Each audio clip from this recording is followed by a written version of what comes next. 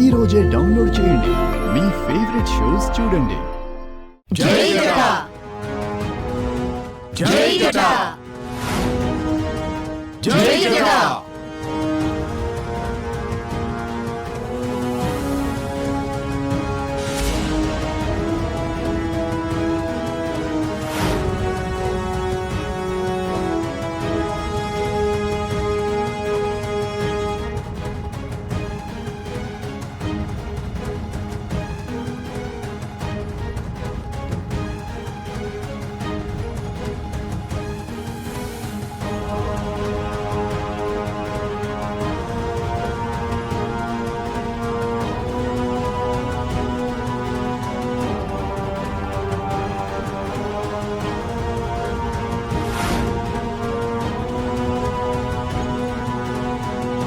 శక్తిధారణ పరిపూర్ణమైంది. ధన్యురాలి స్వామి. ఇప్పుడు నేను చెప్పబోయేది జాగ్రత్తగా విను. ఇది నీ చేతికి ఉన్నంత వరకు ఎటువంటి దేవాలయంలోకైనా నీకు అడ్డు ఉండదు. ఇది లేని ఎడల నీకు గుడి మెట్లు తాకే అర్హత కూడా ఉండదు. ఎటువంటి పరిస్థితుల్లోనూ దీనిని వదులుకోకు, పోగొట్టుకోకు. ఇందులో అమ్మవారి శక్తి నిక్షిప్తమైంది. శక్తులను పోగొట్టుకుంటే అమ్మవారికి ఆగ్రహం వస్తుంది.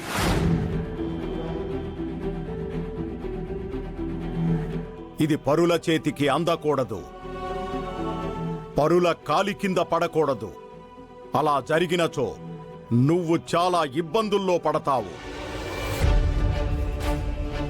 మీ మాటను మరవను స్వామి. మరల ఎప్పుడైనా ఇక్కడికొచ్చేటప్పుడు చాలా జాగ్రత్తగా ఉండు. ఎందుకంటే నీ వెనక వచ్చేవారికి ఈ అడవిలో మన నివాసం గురించి, మన సంకల్పం గురించి తెలిసిందంటే ఇప్పటి వరకు మనం చేసిందంతా వృధా అయిపోతుంది. సరే స్వామి. ఇక బయలుదేరు.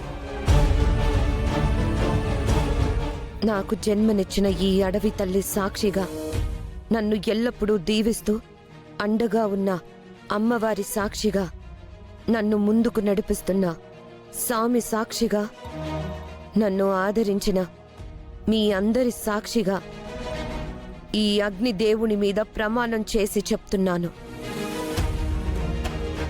నా మీద మీరు పెట్టుకున్న నమ్మకాన్ని వమ్ము చెయ్యను. తొందరలో ముక్కు పుడకని సాధించుకొని వస్తాను. జయము కలుగుగాక.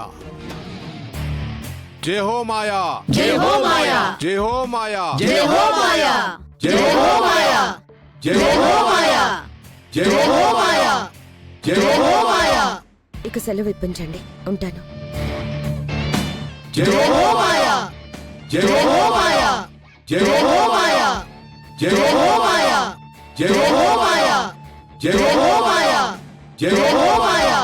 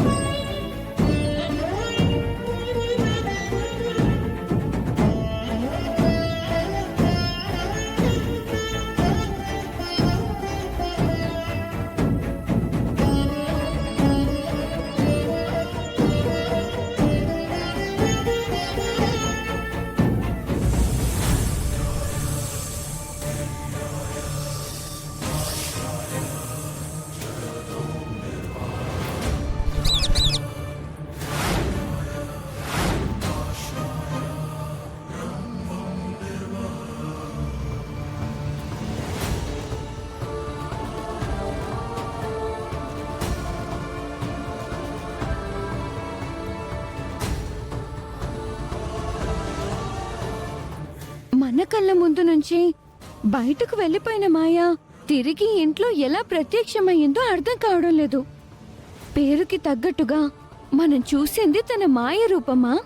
అదే అర్థం కావడం లేదు. నిన్న మనం తన అసలు రూపం గురించి కనిపెట్టగలిగుంటే జరగబోయే నిశ్చితార్థాన్ని ఆపడానికి మనకి బలమైన ఆధారం దొరికినట్టయి ఉండేది.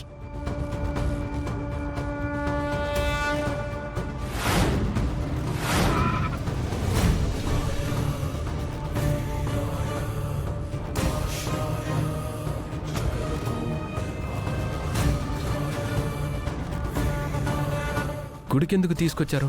లాస్ట్ టైం మనం గుడికొచ్చినప్పుడు నేను కింద పడ్డం వల్ల లోపలికి రాలేకపోయాను కదా, అందుకే ఇప్పుడు తీసుకొచ్చాను. పద వెళ్దాం.